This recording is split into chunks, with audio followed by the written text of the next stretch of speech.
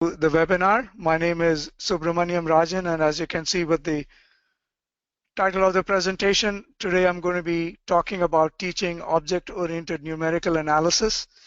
Let me tell you a little bit of myself before I get into the presentation. I'm a faculty in the School of Sustainable Engineering and the Built Environment at Arizona State University. Our schools of engineering is divided into 6 schools, and one of the schools, as you can see here, is called School of Sustainable Engineering and the Built Environment. We have 3 degree programs in the school: civil engineering, construction engineering, and construction management.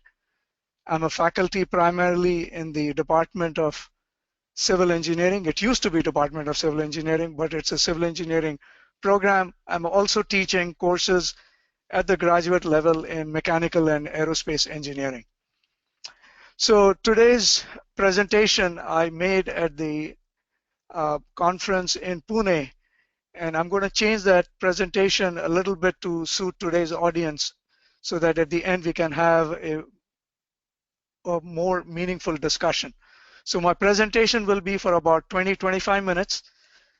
I'll give you an overview of what is done in the course that I teach.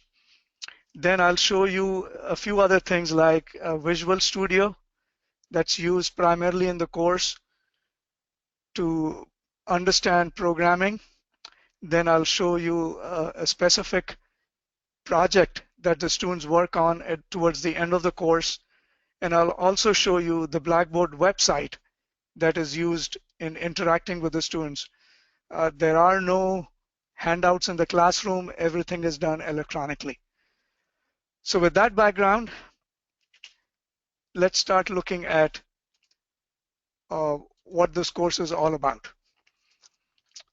So let me give you a motivation for teaching a course on object-oriented numerical analysis. Obviously, the audience that I'm looking at are primarily engineering instructors, engineering professors who are teaching courses in different engineering disciplines. At the end of the 4-year program, you expect your students to go and work in the industry, and almost always the engineering job will involve using one or more computer software. Now, while students may not be writing computer software for a living, they almost always will be using computer software. And it makes sense that the students know exactly how computer softwares are designed with the user in mind and what really takes place behind the scenes. Looking at computer software as a black box really doesn't tell the student what to expect when they go out in the industry and what exactly can these tools be used for. So in this slide, I'm showing you what engineering analysis and design is all about. There are 4 bullets here. Almost always, engineering analysis and design works with an approximate numerical solution. Very rarely do we have practical problems for which the exact answer is known. Since the exact answer is not known, there are a lot of numerical techniques that are available that generate various types of approximate solutions. And as a design engineer, one must know what these approximations are and when to use tool A versus tool B if these 2 tools use different type of approximations. The second thing to note is in all these engineering analysis and design, whether you're designing aircrafts or you're designing automobiles or you're designing buildings or you're designing electrical circuits, you have to manipulate a large amount of data. And this large amount of data can be of a variety of forms. Some of the data can be integers, some of the data can be floating point values that are single precision, double precision. Some of it is text data. Some of it is data that needs to be shown to the user in a visual form. Some of the data lend themselves to data mining so that the user can query the database and find out information. The third point to note is almost always, just like we have an approximate solution, we also don't have a unique solution. And you see examples of this every single day.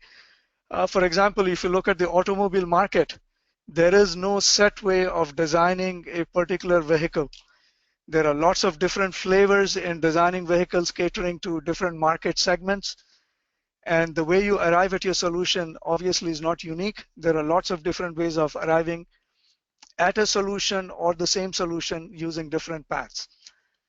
And finally, when you're dealing with engineering analysis and design, a lot of computations take place. This is one of the biggest differences between what people do in the accounting business, where you deal with vast amount of data that is somewhat easier to handle because the calculations are not compute intensive. So engineering calculations are very compute intensive. They require extended precision. I'll show you examples today where most of the calculations are done using double precision arithmetic, because if you don't, then the answers are not going to be very accurate. And finally, as you've probably observed in the last 10-15 years, all the chip manufacturers, starting with Intel and AMD, are not making faster chips because of a lot of problems dealing with electrical leakage and handling the huge thermal issues that arise with faster clock speeds. So single CPUs that operate at a greater frequency and a greater throughput, that has declined. And what has increased in that scenario are newer chips where there are a lot more cores that lend themselves to parallel processing.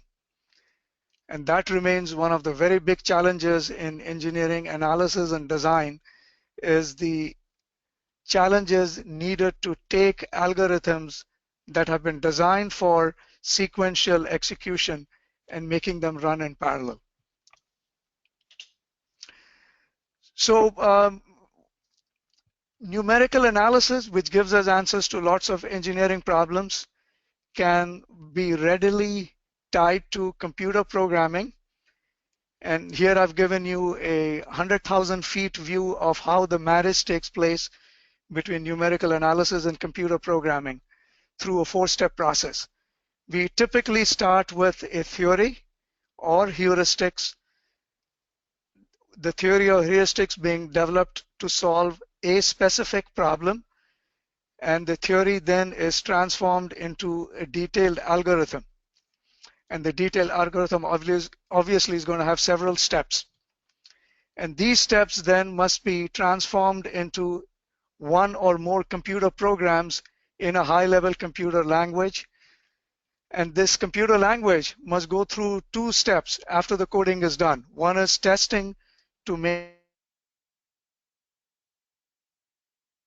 and the second part of that process is, once the testing is done, is to deploy it and make it available to the end users.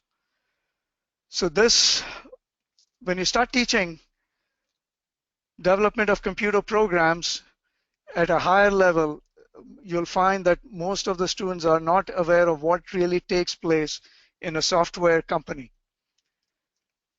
What operations are necessary to take the end view of the product and translate that into concrete steps that then gets implemented in the form of a computer code.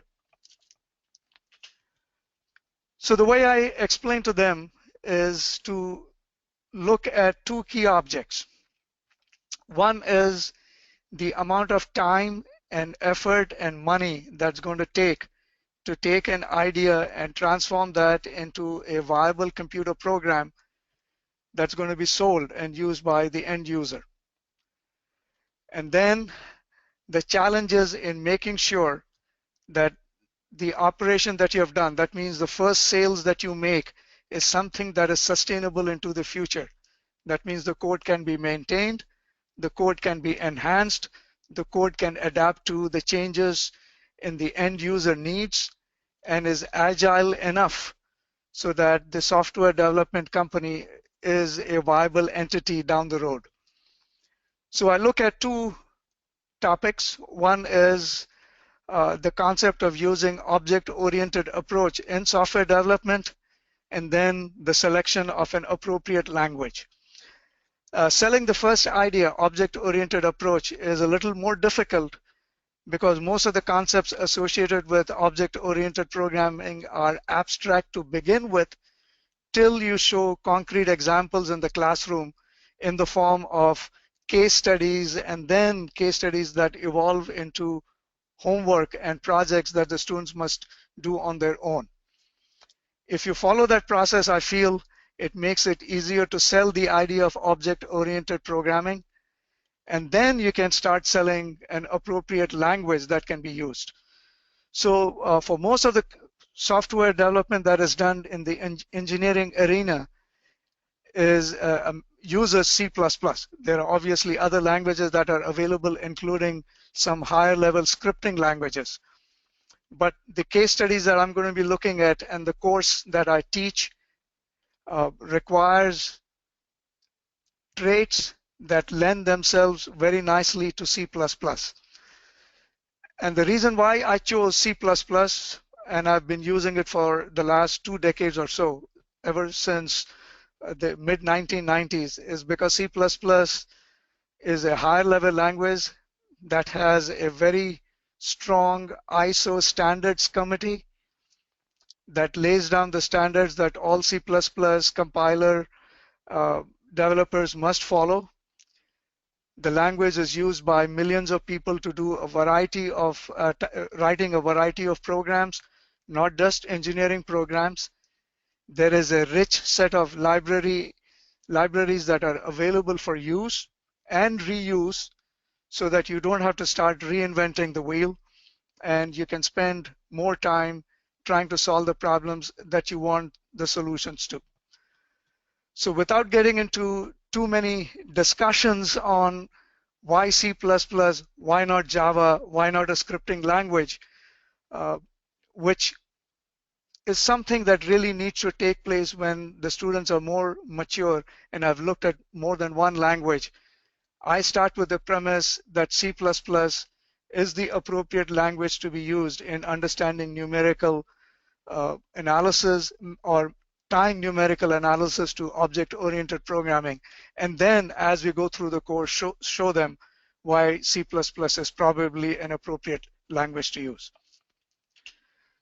So the course that I teach is primarily a graduate course, though there are senior level, that means 4th year students who are taking this course because they are more curious to know what is going to be covered in a graduate degree program and why computer program is an important part of most of the engineering degree programs. So the course is called Developing Software for Engineering Applications.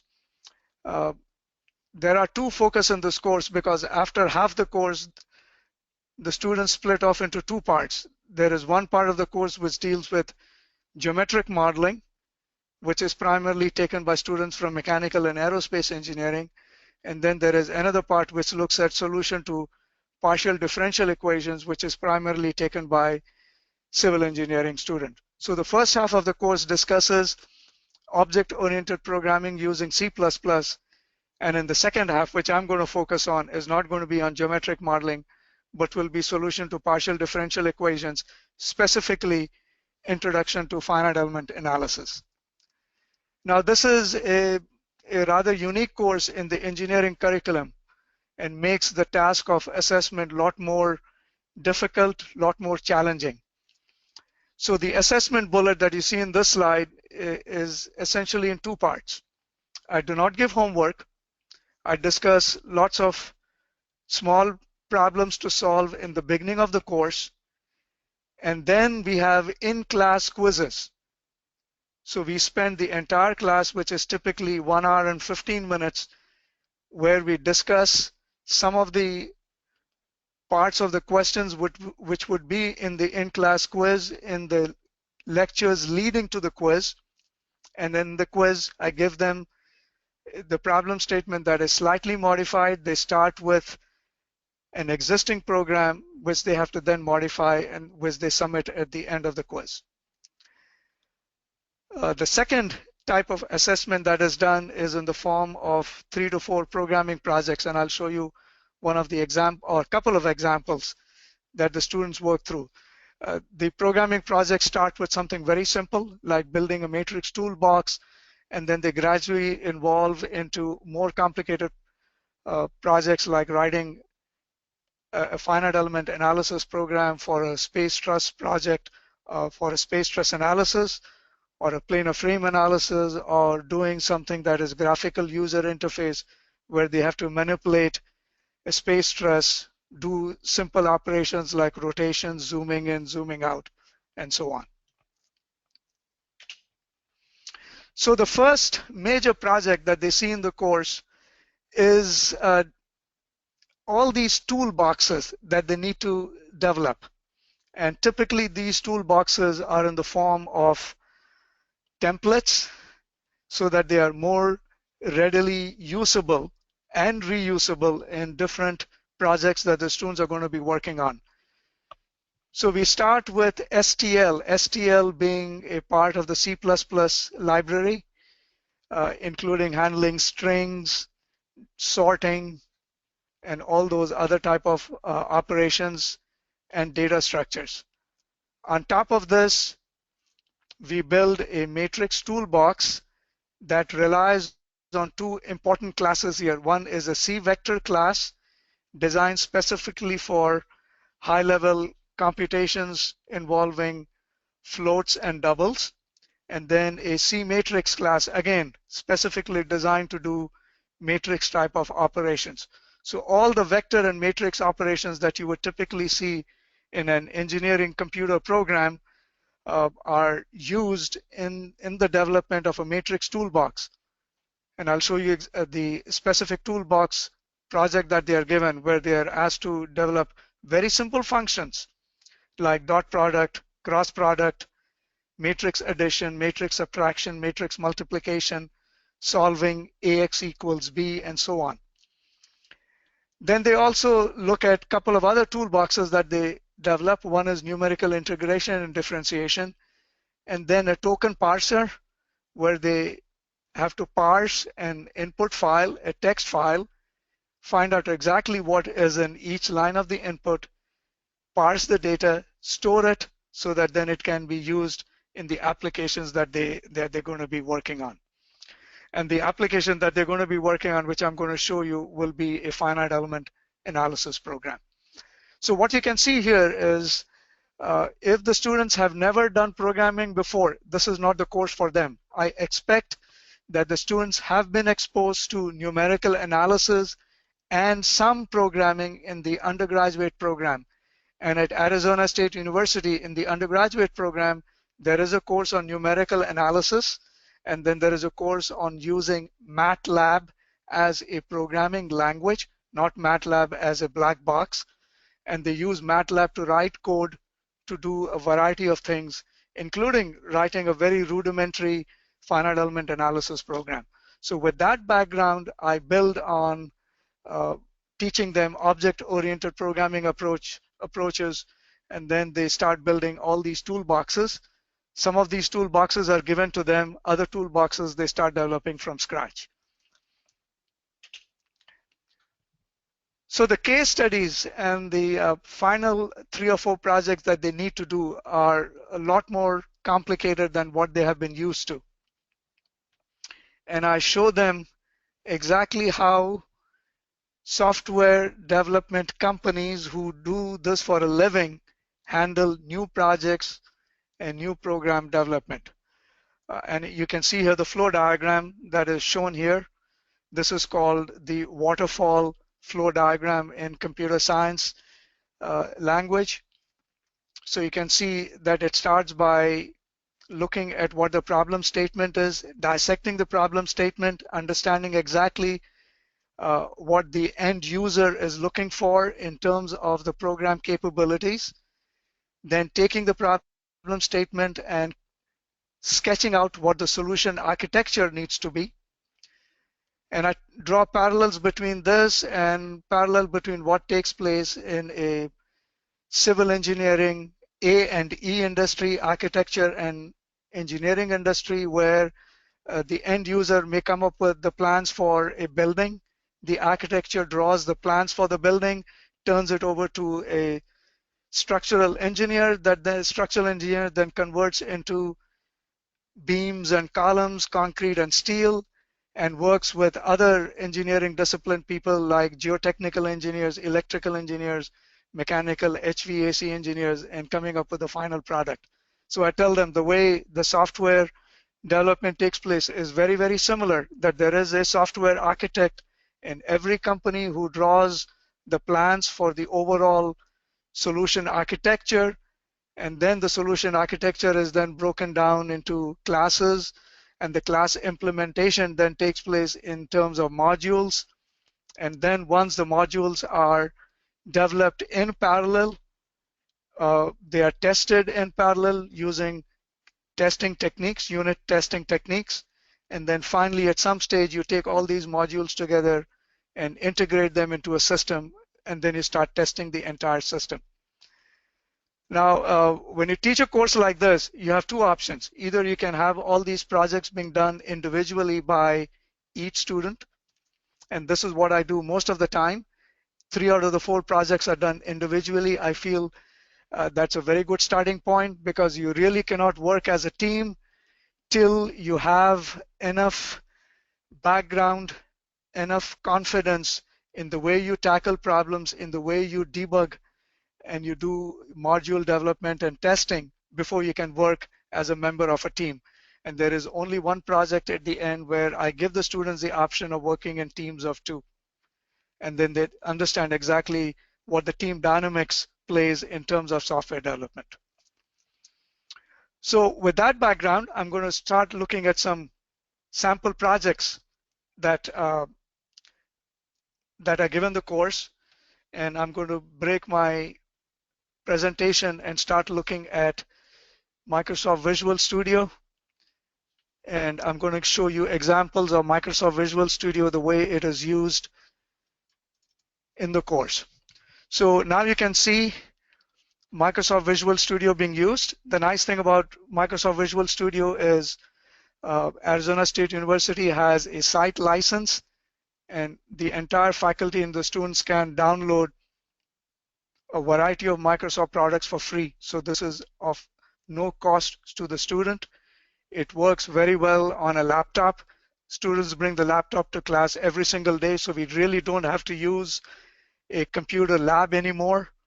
Computer labs were used maybe 10-15 years ago, but today most of the students have very decent powered laptops that can be used inside the classroom in terms of using a very rich GUI interface system for software development. So here you can see the first major project that they work on, where they develop a matrix toolbox on top of the C vector and the C matrix classes. So here in the bottom of the screen, you can see the C vector template class. Very, very simple. They don't have to understand pointers to see exactly how it is implemented, though I do teach them pointers and tell them exactly how pointers are used and how pointers can be misused if not used correctly. And then they understand very simple things like what's an operator overloading, how can operator overloading make the code easier to read.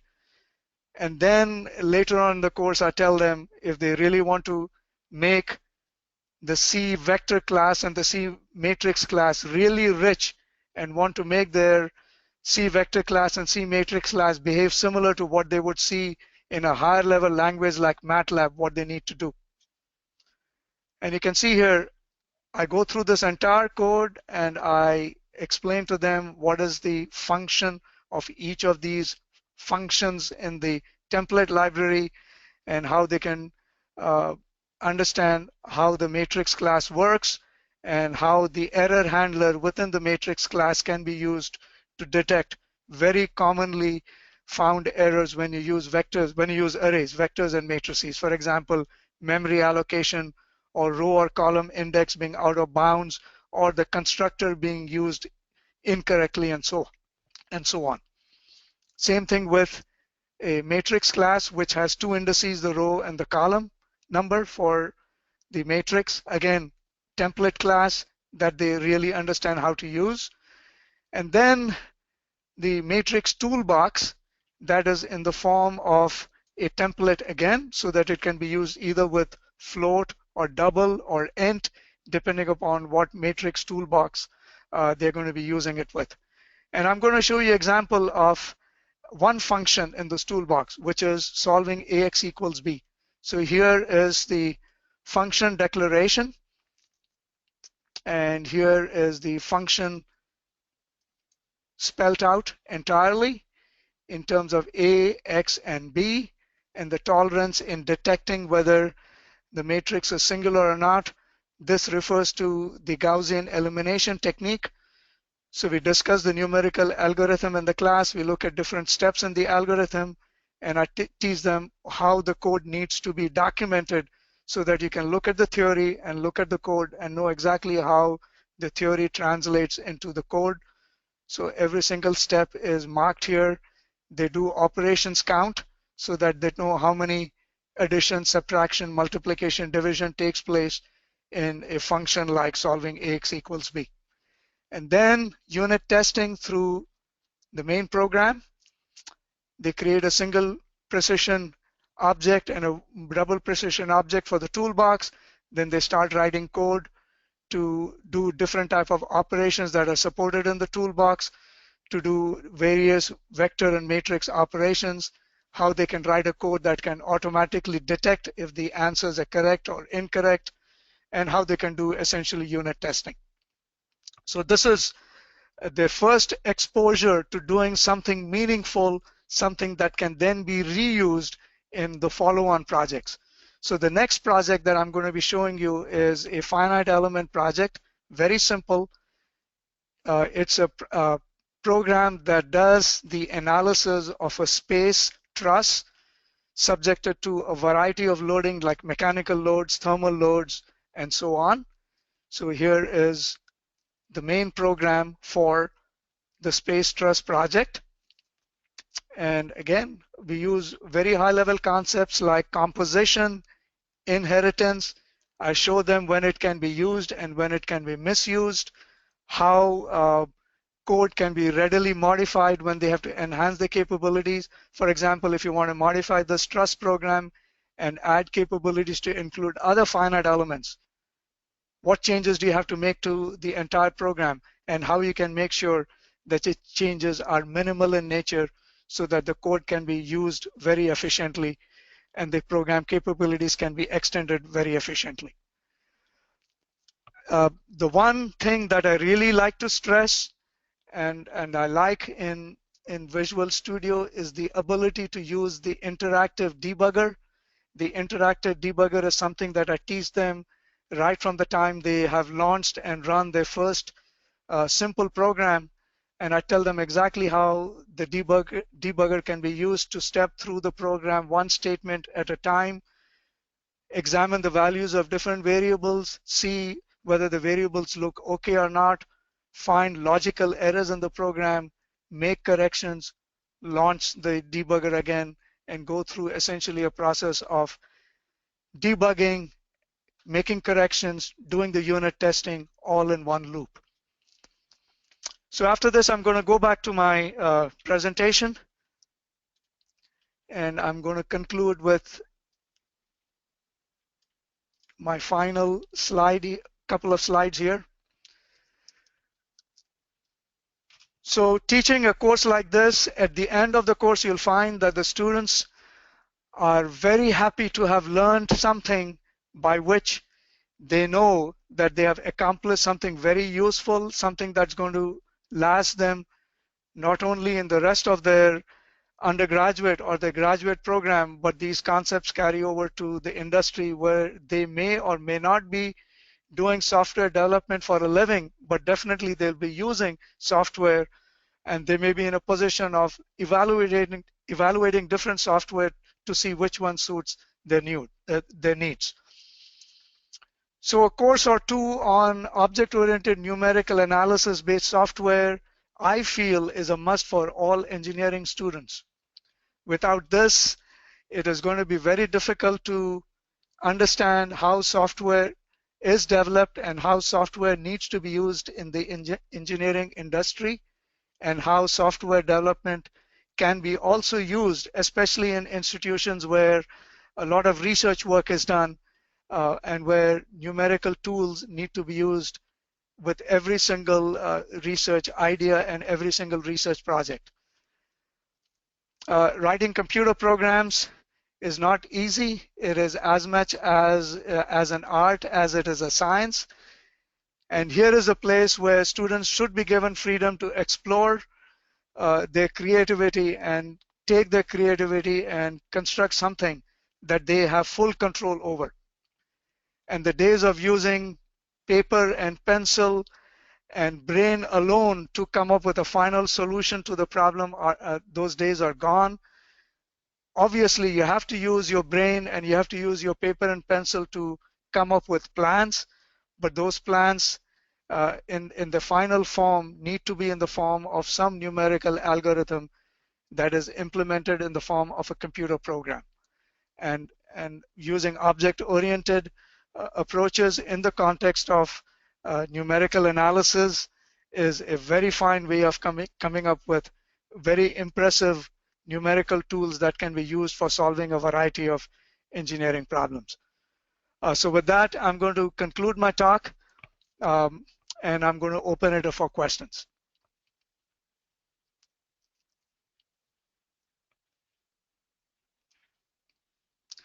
So if you have any questions, please send it to Sridhar, and Sridhar will then communicate with me.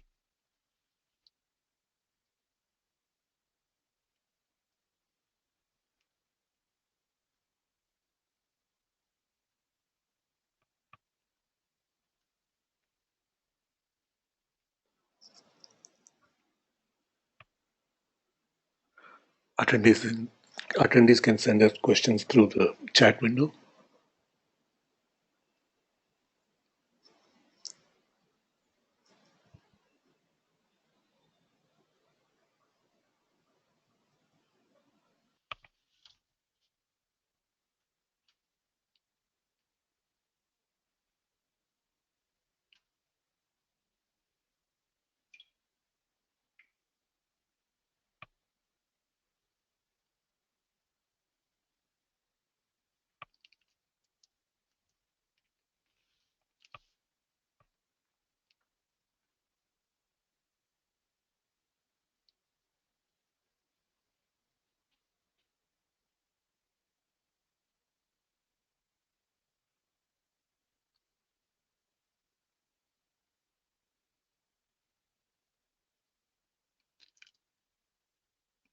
I'm sure there are people who have questions.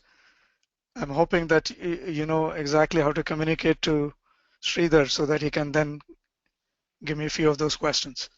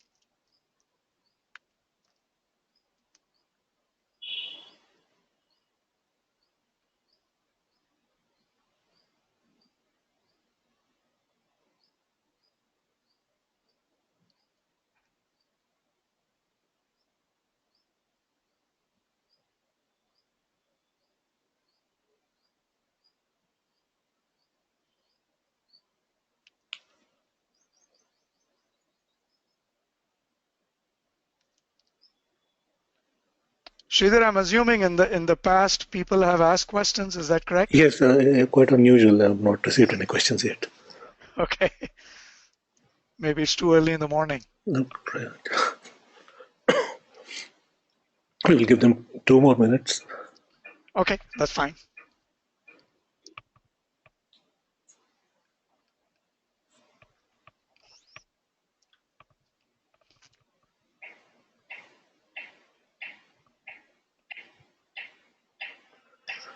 Dr. B.B. Srivastava, supervisor of doctoral program in Udaipur, says we all like this very much. Many thanks for giving a very clear presentation. Thank you very much. I'm hoping that there are courses in your undergraduate and graduate program where students are exposed to some form of numerical analysis followed by computer programming. Without that, it's going to be very difficult to do any research work, whether you're doing experimental work or analytical work. It's going to be very difficult to do any work because I do a fair amount of experimental work, and without developing my software to do data analysis of the experimental results, it would be very impossible for me to make sense of the experimental results and then use that in my analytical / numerical modeling work.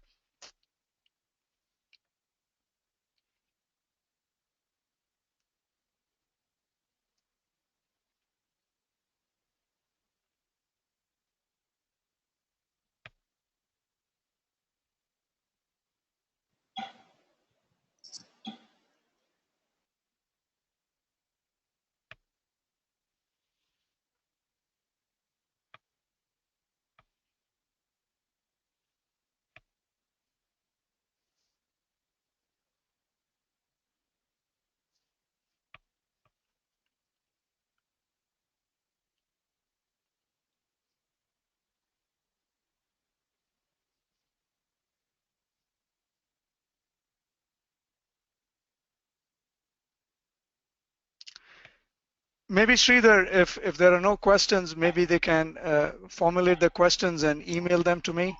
Yes. Okay, so my email address is s.rajan@asu.edu. Thank you, Dr. Rajan. In case they have, they need the email address, I can give them to me. They can also email me. Okay. Okay. So thank you very much for listening. And as I said, if you have any questions, feel free to email me. Thank Have you, a sir. good day. Thank Bye. you.